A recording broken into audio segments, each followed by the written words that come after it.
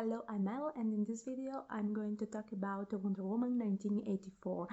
I've actually been dying to talk about it, but I couldn't do that in my Italian channel under the nickname Alfedra because the movie isn't officially out in Italy yet. It's set for the last week of January, but with the COVID situation we cannot say for sure that it's going to be out in the theaters by then, since theaters in Italy are still closed. But I've watched it, and I didn't want to do many spoilers for my Italian fans, so here I am for your English viewers or international viewers that have found a way to see the movie. I've been hearing a lot of criticism on this new work by Patty Jenkins and Gal Gadot, but I cannot say I agree with most of the negative reviews. I understand and I find it true that there are too little action scenes, maybe an inconsistent plot and bad CGI, even if I must say I didn't really notice this last aspect.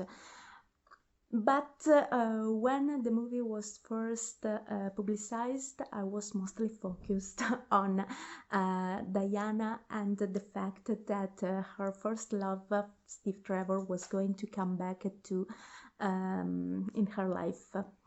Since I'm not a comic book reader, I didn't know a thing about this return, and I was quite sure that he wasn't going to stay in Diana's life, since we had already seen what had become of her later in the future, and Steve wasn't there, or at least he didn't seem to be. And yet I wanted to see them together. You have seen the camera being shaking up. It's being the fault is of my cat that you're hearing in the background. He just wants attention. I'm going to ignore him. Okay, let's go on. I was quite happy about Steve and Diana relationship in the movie. I found their chemistry endearing, and the two of them very sweet. And I loved how the story solved this the possible conflict that was going to arise between the two of them because of the situation in which Steve had come back to life.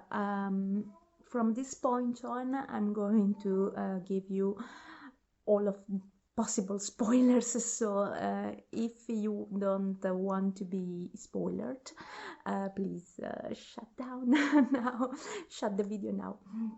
Okay, so I loved the scene in which Steve accepted he wasn't going to be living with Diana, and he not only accepted it was the end of his life, he said, I've already lived, I was dead already. This was like a second occasion for seeing what had become of you, and maybe to be able to say farewell in a better way, in not such a rush like he had done in the first movie. And so it was like a stolen moment for the two of them. And I also understood Diana's egoism. She had always fought for the others, and she had given up so much, and she wanted absolutely to be able to keep Steve with her. And maybe, I don't know if all the people that criticize this movie understand or not understand if they are able to focus on the double meaning of this, because the movie keep telling us that all the people that had their wishes realized had to give up on them, By focusing on Diana, we could see exactly from the inside how difficult it was to renounce a wish a person had expressed while thinking of the thing they desired the most. Okay, so we were seeing that it was absolutely impossible for Diana to give up Steve, but maybe it was the same for other people too. Okay, we were seeing people that were wishing for the political situation of their country to change. Some other people wished for some trivial things are not so important, but there could be many other people that had desired maybe for a loved one to come back, or for something that could solve all their problems.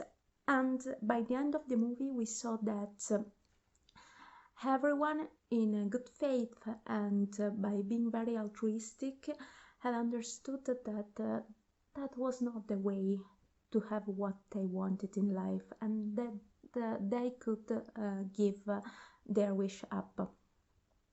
And Diana did that, and I absolutely adored the scene in which she and Steve said goodbye to each other, because it was abrupt.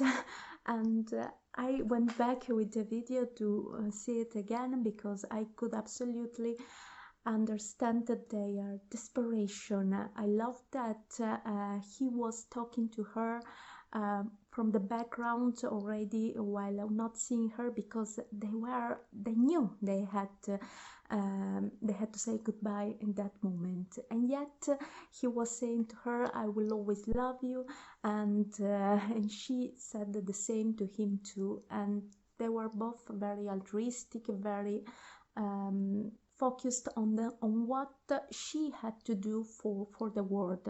The world couldn't go up in flames just because they needed to be with each other. And so Steve knew he had to die again, but he was using his very last moments to say to Diana that he loved her, and my romantic soul loved this. And I also loved the fact that when Diana said I renounced my wish, she got back her strength and she started running desperately. And at least I felt that she was getting back what was rightfully hers. It was a pleasure to see once again her so strong, so powerful. And she had always been like that. And she would have been she would have been willing to give that up for Steve, if only the world could stay in peace and not need her. And this was one, the scene that followed was one of the very few action scenes of the movie, but because of their emotional strength, for me they were quite enough. I also, now I'm going to pass to another topic. I also liked the character of Cheetah, played by Kirsten Wiig, I don't remember correctly her name, sorry.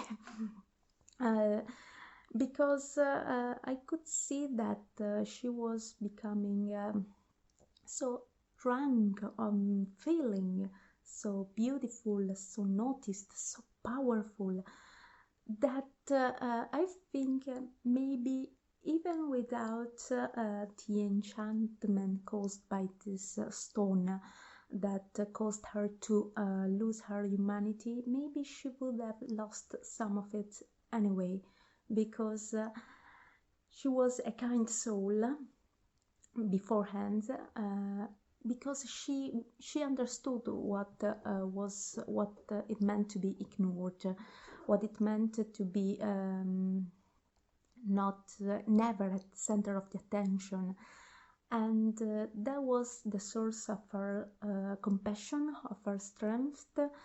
I liked her before The plot did quite a simple thing in making her evil in under an hour, just because she had become like Diana, I suppose, and you could see my cat's running.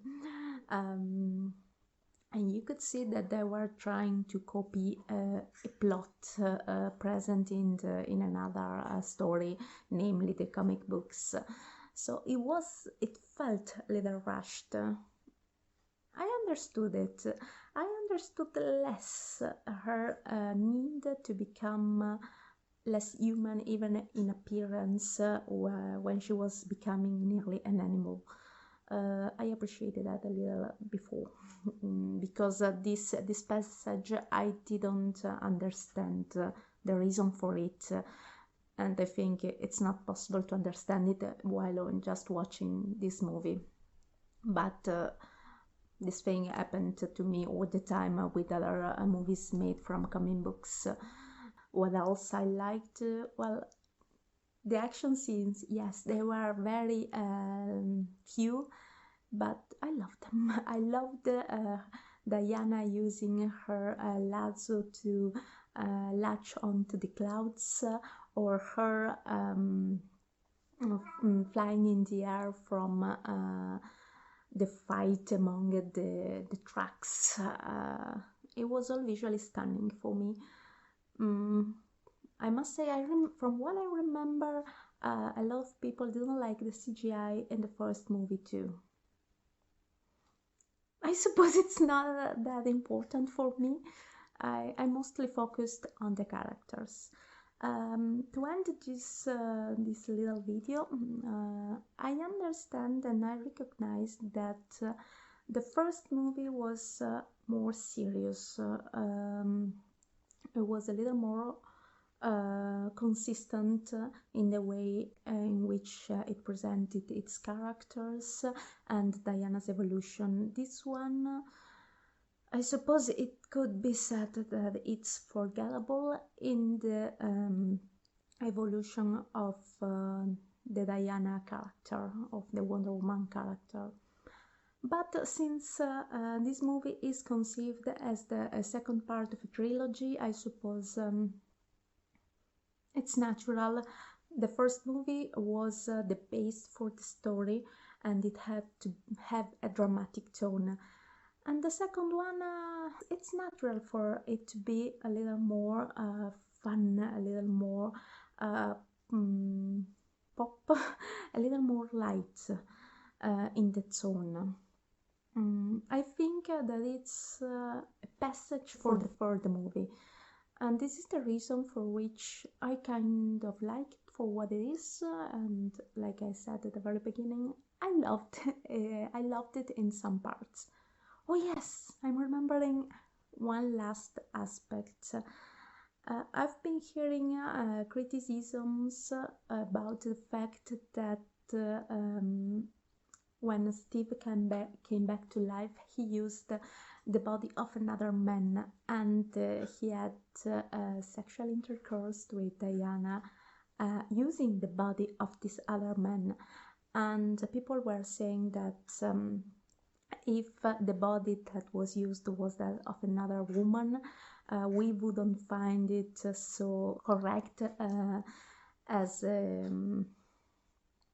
a plot device, because it would have been abuse, and it's abuse even if they are using the body of another man, and that we are forgiving it only because every man would want to have sex with the goddess like Diana. I must say that I focused on this aspect only after reading about it, and I was trying to understand why I didn't feel bad for this other guy. It wasn't only because at the end of the movie he was presented as being completely ignorant of what happened to him. Yes, I find it a little weird that they were using not only his body but mostly his house, his life. Didn't he have a girlfriend? Apparently he didn't, but still they were sort of robbing him of his life. I suppose I forgave both Steve and Diana because it didn't last long. And I forgave both of them also because it was such an unexpected twist in their lives that it was like a sort of a fairy tale moment. They weren't thinking of other people. Maybe if they had stopped and thought about this other person a little more, they would understand before that what they were doing, it was wrong. But it was a moment stolen in time for both of them. I would have had a problem with it if Steve hadn't died again, and if that situation had become permanent. Yes, by then I would have thought, and what about the other guy? He had a right to his life, and you are using the body of another person. But since it was just for, I don't know, a few days, and also, okay, it's true, Diana had sex with this other guy without his consent because his body was being used by another man. I didn't forgive her because I was sure that had the guy been present, he would have consented to sex with her just by looking at her. No, I forgave her because the moment this need for physical intimacy was very pure. Like I said, she wasn't thinking too much about it. At least I wouldn't have, and I didn't feel the character reflect too much on the situation. She was trying desperately to grasp onto this hope, unexpected hope that had come out of nowhere. She didn't expect Steve to come back to her life, and she couldn't stop to think about what could go wrong in this, because when she started thinking about it, and when Steve did too, things ended. So I forgave her, and mostly I understood that her, even if I think absolutely that the writers could have gone in another direction. Yes, in this I think that they could have materialized the Steve bodies out of nowhere. I don't see why the stone couldn't do that. Why they were using another guy's body? But since I loved so much the chemistry between the characters, again, I'm not focusing on this. And that was all I wanted to say on this opinion of Wonder Woman 1984. I've been hearing that there is going to be a fourth movie, and I will be happy to go to see it.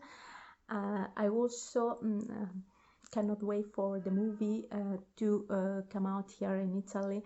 I'm going to go to see it in the theaters just because I want to support my local theater, but also I think this movie deserves a big screen.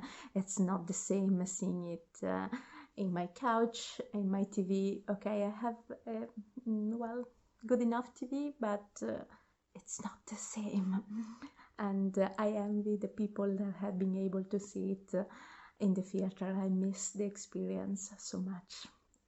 Thank you for seeing this video, and subscribe to my channel if you liked what you see, and see you next time. Bye bye.